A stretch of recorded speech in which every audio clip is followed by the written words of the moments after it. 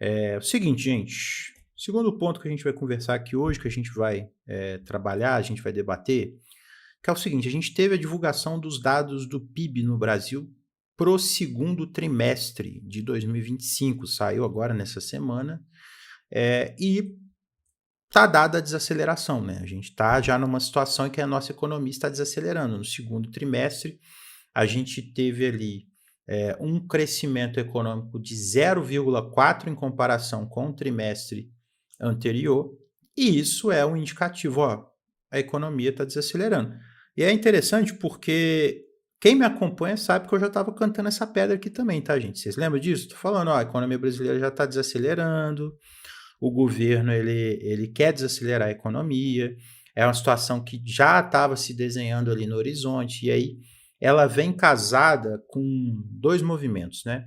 O primeiro movimento é o aumento dos juros, né, que afeta alguns setores da economia, um setor, inclusive, que é muito afetado pela alta dos juros, é o setor da construção civil, porque é um setor que ele depende de investir, ele depende de juros, né, mais baixos para poder financiar, então com juros mais altos o financiamento fica mais caro, e isso acaba impactando. Você pode ver até, inclusive, eu tenho um amigo que me explica muito sobre essa questão de investimento. Você pega fundo imobiliário, você vê que existe uma correlação inversa entre juros e o rendimento do fundo imobiliário. E aí o segundo ponto, o segundo movimento é a questão fiscal, né, que indica o impacto de uma restrição maior do governo, do enquadramento do orçamento ali dentro do teto de gastos, de uma política de austeridade que está sendo implementada, apesar de certas figuras falarem que não, figuras à esquerda e figuras à direita. E o teto de gastos ele foi feito justamente para limitar esse tipo de crescimento. Qual que é a leitura do governo? A leitura do governo é que o limite para o crescimento da nossa economia é um limite de 2,5%. E aqui, ressalto novamente, isso não é uma avaliação que eu estou tirando da cachola. Já vi, por exemplo, uma palestra lá no início do ano passado, assim que o arcabouço fiscal estava sendo feito, uma palestra do Guilherme Melo, se eu não me engano, o Thiago me mandou essa palestra, que ele fala que o limite, que o nosso PIB potencial é de 2,5%. Os governistas defendem que esse é o nosso teto de crescimento. Então, só qual que é o grande problema aqui, só dessa discussão, não vou encher o saco de vocês com essa questão, que é o seguinte: é óbvio que não existe crescimento infinito, né, gente? Então, a nossa economia ela tem limite. Só que a discussão sobre esse ponto é em relação a se esse teto aí ele é móvel ou não.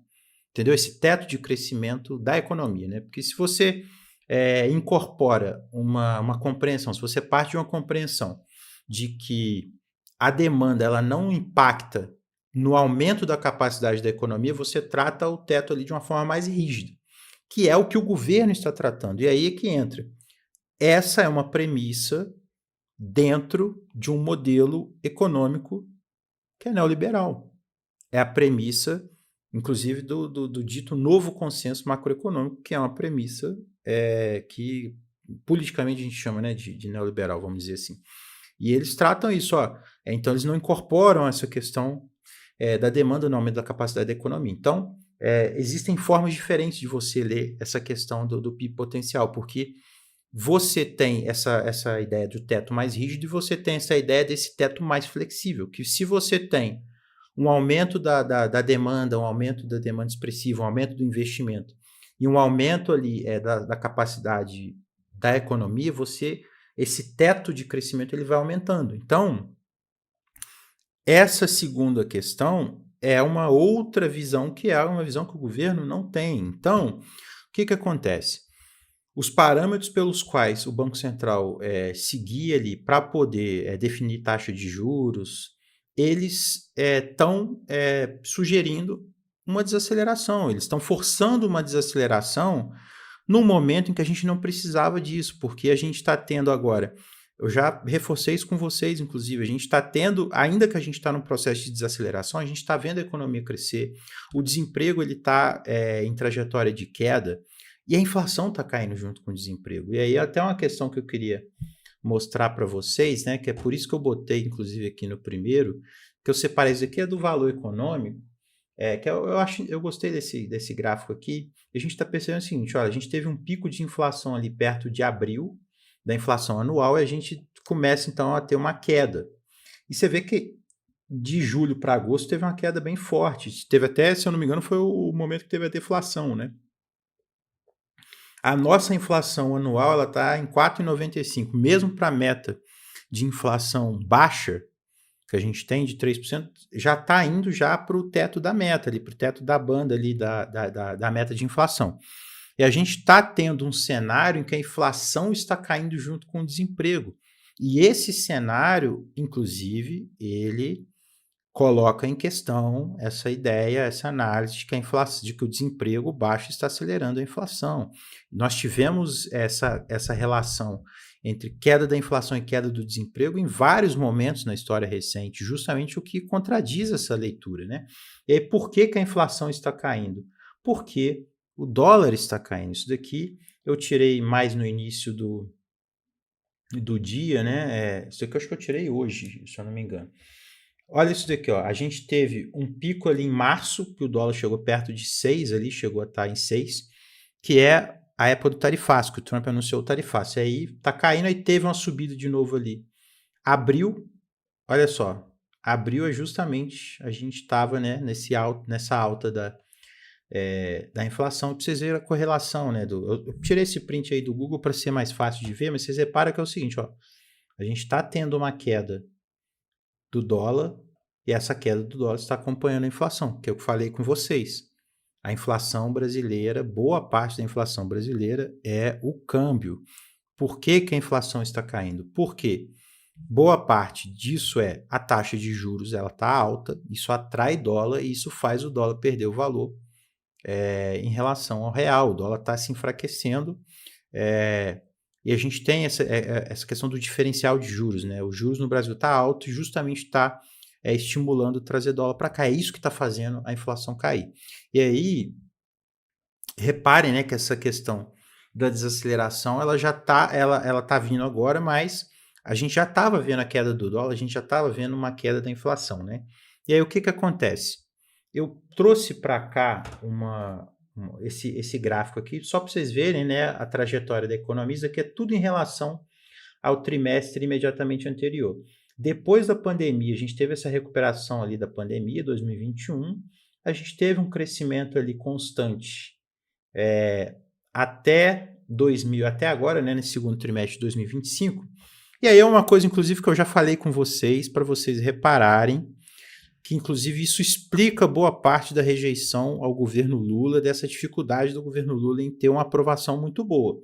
Se vocês pegam essa retomada da pandemia aqui, vocês percebem que o crescimento econômico do Brasil, trimestre a trimestre, é um crescimento econômico que está muito ali. É na média, tá, gente? É uma média muito parecida ali. Você está percebendo, não tem?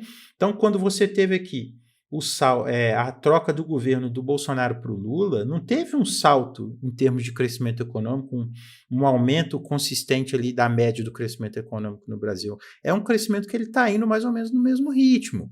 Então, o que está acontecendo agora? A gente já está tendo essa desaceleração, e aí vem os dados que eu trouxe, né? Isso está no valor econômico, que eu separei, inclusive, né? Esses gráficos está muito compilado lá, acabei cortando algumas coisas, só queria destacar uma coisa aqui, ó. Repara, ó, isso aqui é a decomposição, né, de cada partezinha ali do cálculo do PIB, eu só queria que vocês observassem isso aqui, ó, consumo do governo. Isso daqui já é um efeito da redução dos gastos do governo, entendeu?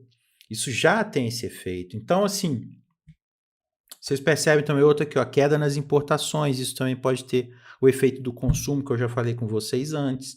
Então, isso é uma questão a ser olhada, né? Queria que vocês olhassem isso com calma e tal, especialmente o consumo do governo. Isso é importante para mostrar para as pessoas, né? Porque o governo está gastando demais, não sei lá o que, vocês estão percebendo que não é bem assim, tá? E aí o que acontece? A gente pode ter um déficit maior, inclusive, do que o projetado por conta dessa queda na atividade econômica, eu já antecipei essa coisa lá em 2023, tá? Isso pode pressionar por mais ajuste, pode colocar a economia crescendo menos, até num ritmo menor, porque a política fiscal ela é mais importante do que a política monetária para esse tipo de coisa, porque o investimento público está acompanhado em relação ao crescimento econômico. E aí eu queria mostrar uma coisa para vocês, só para a gente ler essa questão da desaceleração, porque eu trouxe aqui alguma questão de dado econômico, só que eu queria trazer para vocês a questão política disso, isso daqui é que é o grande problema. Por quê? Eu trouxe aqui, esse perfil, por exemplo, é um perfil de um militante governista, né? Olha a narrativa dele. Inacreditável, a Folha quer que a economia do Brasil desacelere. Aí ele está polarizando, está ali falando contra a Folha de São Paulo. Só que qual que é o problema, gente? O problema é que o governo defende a mesma coisa. E isso ele não está falando para ninguém. Porque olha lá, ó. Aí eu respondi ele, eu botei que é inacreditável mesmo é saber que o governo defende a mesma coisa. Se você pega as entrevistas, essa entrevista em específico do Haddad para a CNN, ele concorda com o diagnóstico do Banco Central. Olha, vamos desacelerar a economia porque ela está chegando, ela passou do teto ali, a gente está operando acima do limite. Então, só para a gente fechar, né, eu só queria mostrar para vocês essa questão da questão política, porque esse é o efeito do discurso despolitizado que está acontecendo na política brasileira. Lá no ano passado, no final do ano, na minha última live, eu falei do dólar. Que eu falei, o PT, ele usava o dólar para bater no Bolsonaro. Agora que o dólar subiu no governo Lula, eles estão apanhando com o dólar. E aí eles não discutem o dólar, eles não discutem o que faz o dólar subir ou cair. E aí fica nessa questão desse discurso despolitizado, é um discurso que transforma a militância sem memória.